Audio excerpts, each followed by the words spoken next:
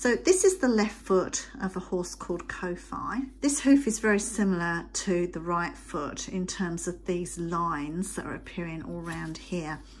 These looks like chronic laminitic lines, and they seem to be much thinner or less distance between them at the toe compared to when you look around at the heel.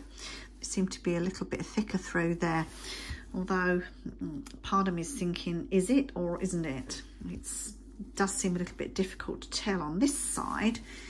Maybe on this side we can see a little bit more of the divergence of the lines. I think if we look at this one, it does look like it's thicker here and then going to thin. I'm joined by Elise Slett, who is a trimmer, and Elise facilitated to get these feet to me as a donation. So looking at the sole first of all, there was this huge great lump which was appearing down here. So Elise, what did you think about this lump when you saw it? And I know that you've kindly trimmed this foot up for me post-mortem, so it wasn't quite so difficult for me to navigate.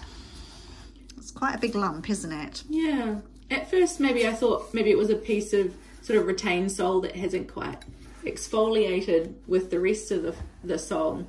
But upon sort of poking at it a little bit with my hoof pick, it was quite hard. So I kind of thought, oh, this is an interesting thing that I haven't come across yet. And I thought, I'm not going to trim it off. I'm just going to leave it there and me and Lindsay can have a look at it. Leave it for Lindsay to slice with a bandsaw. Yeah, because it's not something that I've really come across before with a lump that big that didn't really sort of want to budge. Yeah, that'd be interesting to go through that. Now, the other thing is we can see a really stretched white line through here, and it's quite yellow. I've not seen this before in any of my samples, and there's lots of little cracks through here which have got dirt rammed up in them. Let's have a look at this here. There's quite a bit of dirt gone up through that one there. Be interesting to see just how high that goes up. So I think when we get our slicing done, we'll be able to see just how damaged this is on the inside. It might be nothing. But I was really intrigued at this part through here, well, I think it's called a laminar wedge. Is that right, Elise? That's the terminology that I would probably use. Okay, thank you. And we've mentioned in a previous video that the laminar wedge is produced by the horse's body in order to fill a void. So it means that the coffin bone has rotated away from the hoof wall, and then this has come into play. This is just like a yellow fluid type, and that gets rock hard, and it is incredibly hard. I'm hoping that we're going to see that laminar wedge when we do our sections. One thing that we noticed which really stuck out was this bar through here, and oh gosh, the conversation, is it bar or is it sole? It goes on all the way around the internet. I mean, to my untrained eye, this to me, bar coming down here, this really does look like bar coming round here. And I could almost say that I think this is as well. What do you think? Do you think this is bar right the way down here, almost at the apex of the frog? Would you want to dare say yes or no? I don't know. From our previous conversations, I would say the bar terminates here. Yeah, and why does the colouring continue on all the way down? That's the question. So it is incredible that it looks like there's bar. This is the seat of corn here. So we've got the hoof wall coming around here. This is the heel, and bars coming down here. And it looks like it's carrying on, carrying on, carrying on. So this is the apex of the frog. But if you look really carefully at this point here, and I'm just going to zoom in. With this zoomed in view, you can actually see the white line of the bar, which is this part coming down here. Can you see it's just a tiny little bit translucent running down here, and then it stops abruptly. And that was just the part where you said, Elise, the bar should end. I don't know whether you noticed that, did you?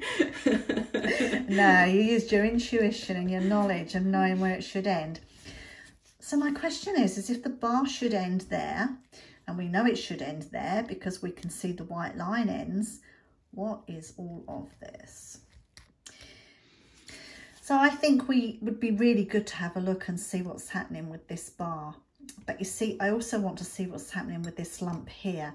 And so I'm not quite sure how we're going to slice this. Now, part of me thinks that what we should do is we should slice it straight through the middle. And we should do just sagittal sections or parasagittal sections across here like this. And this side, I'm thinking that maybe we should start slicing like this, because if we do that, what we're going to do is we're going to get a really brilliant cross section of that piece of foot. We're going to see the frog, we're going to see this area here, which I'm saying, is it bar or is it sole? And we will see the sole, and I'm thinking that we're going to see something quite different in there. And I think also by doing our sections like this, if we cut through there at this sort of angle, then we're going to be able to cut straight through that lump and get a really good idea of what that looks like right underneath the coffin bone. Now, there's quite a bit of damage going on in this white line, and I think if you look at the photographs pre-trim, I'll just pop those up for you now.